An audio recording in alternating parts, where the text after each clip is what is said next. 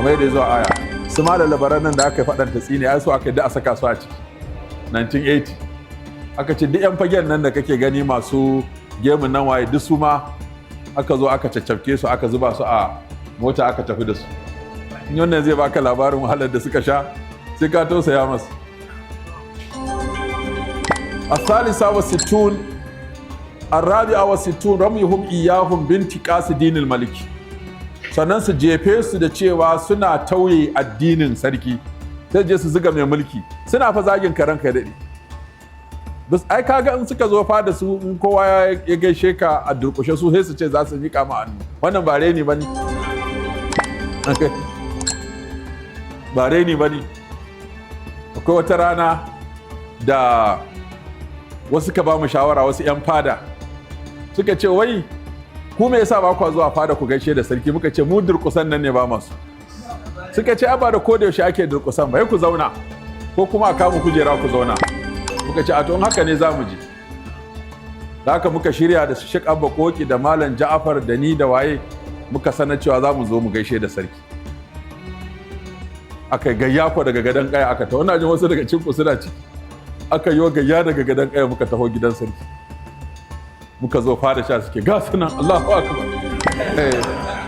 Masu sabon addini Allahu akbar. Sannan ku masu sabon addini.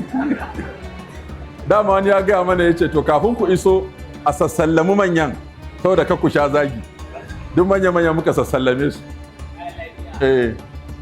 To muka zo aka ce a je a gaisuwa. Sarki yana zaune muka je muka zazzauna. Aka ce a lallan kwashe kafa. A lallan kwashe kafa. Muka ce to mun zo ne saboda mu gaishe da sarki ko mu nuna mu ma masu biyayya ne. Mu ba masu neman rigima ba masu tashin hankali ba ne. Amma wasu sun zo gaban nan sun zauna kullum ba abin da suke sai yi mana sharri da yi mana ƙage a gaban sarki da ɓata mana suna. Ya kamata tafsirin da ake a fada a kasashe uku. Mu dinga yin kwana 10. Tijjaniya su kwana 10, Kadiriya su kwana 10 domin sarki ya dinga ji daga bakinmu idan muna zagin ko muna yin faɗan a gani. Tunda sarki na kowa ne, ya kamata ya dinga jin tafsirin kowa.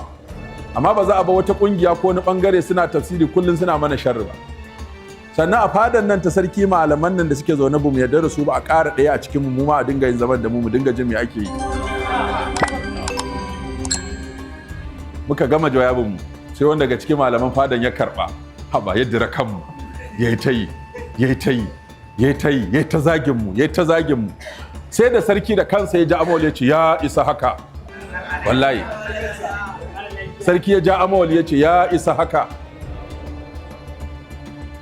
Ya shiru. Tu masu zagin namu da muka ce a samu a cikinsu. Sarki ya ce ya isa haka. Dan aka ce to an gode da wannan ziyara kuma insha Allah abinda muka kawo za a duba. Muka kwaso gayya fa har su mutanen fada suka rako mu har bakin motocinmu. Su Alhaji Bebeji wannan su ne suka dinga fito da sababbin kuɗi ana mimmiƙa musu suna ta murna. Ai ku dinga zuwa. Duk wata ku dinga zuwa. Fada suka ce duk wata ku dinga zuwa. Kai Allahu akbar. To kuma wannan zuwan da muka daure muka je yayi amfani sosai domin ya rage wasu abubuwa da yawa da ake cewa a cikin zuwa ake gaya wa sarki cewa mu ba ma kaza. Kuma a cikin jawabin da aka gabatar aka ce musu mu da sarki ya sana an ga wata muke ɗauka. Amma wasu daga cikin wanda suke wannan fada a zaune sallarsu suke daban ganin watansu suke daban. Amma mu ba mu taɓa yin sallar mu daban mu taɓa yin ganin watan mu daban. Amma mu ne za a ce muna ƙin fada muna ƙin sarki. Mu kawai muna kira ne zuwa ga tauhidi da sunna. In an ji kuskure kuma a biyun nan a mana gyara. Masu kira ne zuwa ga tauhidi, bamu yadda abota wa kowa ba sai Allah, bamu yadda abu kowa ba sai Annabi Muhammadu. In ma mun wa wani laifi to laifin mu kenan.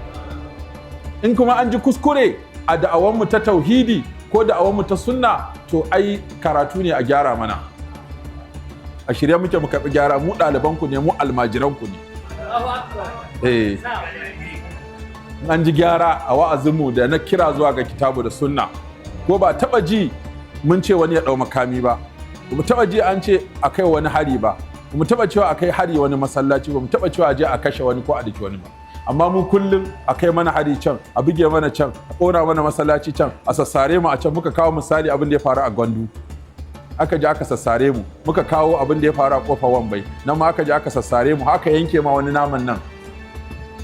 Ina karatun muwadda, Malam Jafar yana karatun Umdatul Ahkam, ina yi ran Talata yana yi ran Laraba, aka kai mana hari, aka sassare mutane. Ita kanta muwaddar wani ya dauki adda ya sare ta, aka ce muwadda ce fa, yace ai wannan muwaddar ba ta Maliku bace, wannan ba irin ta Maliku bace, tunda ka ganta hannun yan izala ba ta Maliku bace. Wani fa duk bai san an yi waɗannan abubuwan ba fa, sun wuce. Akwai wani malam Sha'ibu mai littafi a ɗorayi yake, shine aka yankan masa nan, wani ya sa wuka sai da ya farke hannun. Lokacin da aka kawo shi nan, naman ya sako, aka ga haƙoransa kana gani, sai da aka je aka yi masa ɗinki. Ko yan ƙofa bai da gaban ku aka ko?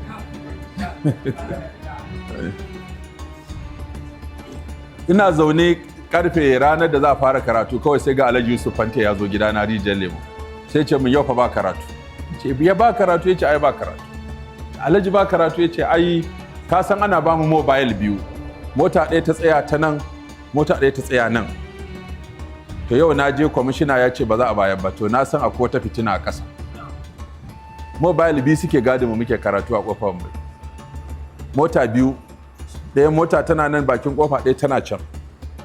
Za su zo kamar karfe 4 su diddire da makamansu, mu kuma mu shigo da mu waɗanmu karatu a daji.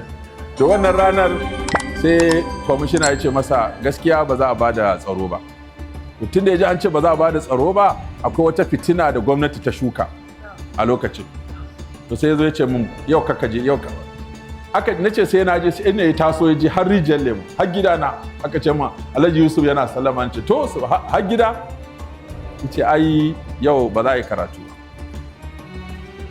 akwai abin da ke faruwa. To kuma lokacin ba hanyar sanarwa social media nan, bale a sanarwa mutane kar su je.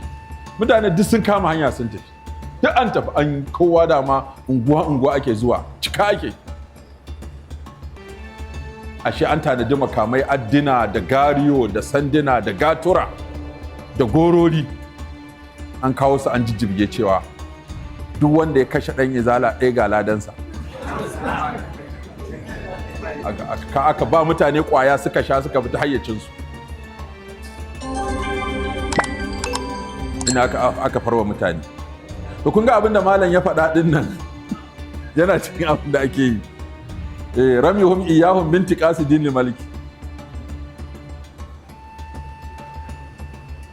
Wa kama qala ta'ala wa yazaraka wa alihatak. Sun watsi da kai, sun watsi da abin bautarka, ba sa yin naku. Wa kama qala ta'ala inni akhafu an yubaddila dinakum. Wata ran kawai fa muna karatu a kofar a gidan Abu Zanzam a Madabo, ko za ka ce mun zagi annabi. Aka ji aka ga wakilin Arewa, daga nan yu aka tafi fada. Ana zuwa Allah ji kanwan ban Kano, da aka je ce kai ba wani wanda ya zagi annabi a Kano, ƙarya kuke yi, ba wani ɗan musulmi da zai zagi annabi. Tashi ku tafi da gima ku ce ta izala da ɗarika. Kuke nan, sai ku aka ce to kowa ya gaisuwa ya tashi, da mu da su kuma muka tafi. Rana ta kumban baki. Ce ba ƙarya ne. A cikin Kano ba wata mata da za ta haifi mutumin da gangan ya zagi annabi. Ce babu. Ku dai rigima ku ce ta izala da ɗarika mun sha jin ta. Ce musu makiya annabi, su ce muku mushrikai. Haka ku je ku daidaita.